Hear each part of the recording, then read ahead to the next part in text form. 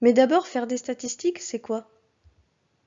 C'est regrouper, organiser et analyser des données pour étudier un certain caractère dans une certaine population. Mais prenons plutôt un exemple. On a demandé aux élèves d'une classe de donner la durée de trajet entre leur maison et le collège en minutes. Voici les réponses que l'on a récoltées. La population étudiée ici est l'ensemble des élèves de cette classe. Et le caractère étudié est la durée de trajet maison-collège.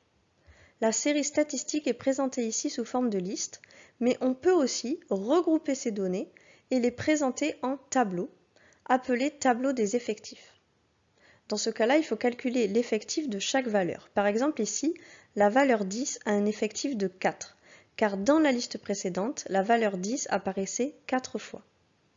Il est très utile, on le verra par la suite, de calculer et de connaître l'effectif total.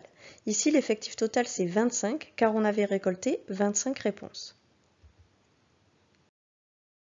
On reprend le même exemple pour calculer la moyenne de cette série. Pour calculer la moyenne d'une série, on peut utiliser la liste des réponses en additionnant chaque réponse, chaque donnée, une par une, et en divisant par l'effectif total, ici 25. On obtient 525 sur 25, 21. La durée moyenne de trajet entre la maison et le collège des élèves de cette classe est de 21 minutes. Mais on peut calculer aussi cette moyenne grâce au tableau des effectifs. Dans ce cas, il faudra compter chaque valeur autant de fois qu'elle apparaît dans la liste. Et ça, on va pouvoir le faire grâce aux effectifs.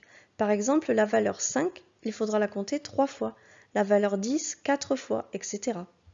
Donc la durée moyenne est ici égale à 5 fois 3 plus 10 fois 4, etc. jusqu'à 45 fois 3, divisé toujours par l'effectif total, 25. On obtient évidemment le même résultat, 525 sur 25 égale 21. Lorsqu'on calcule une moyenne à partir des effectifs, on appelle ça une moyenne pondérée. C'est le même principe quand vous calculez la moyenne de vos notes lorsqu'il y a des coefficients. Par exemple, une note coefficient 3 compte 3 fois, comme si c'était 3 notes. Donc dans cette classe, la durée moyenne des trajets maison-collège est de 21 minutes. Cela signifie que si tous les élèves avaient la même durée de trajet, ce serait 21 minutes. On reprend toujours le même exemple et on s'intéresse maintenant aux fréquences. La fréquence d'une valeur peut être donnée sous forme d'une fraction, ou d'un nombre décimal, ou d'un pourcentage. On reprend notre tableau des effectifs et on va s'intéresser à la fréquence de la valeur 10. La valeur 10 apparaît 4 fois sur 25. Donc la fréquence de la valeur 10 est tout simplement 4 sur 25, ou 0,16 en nombre décimal, ou 16%. On peut rajouter une ligne dans notre tableau, par exemple la ligne des fréquences en pourcentage.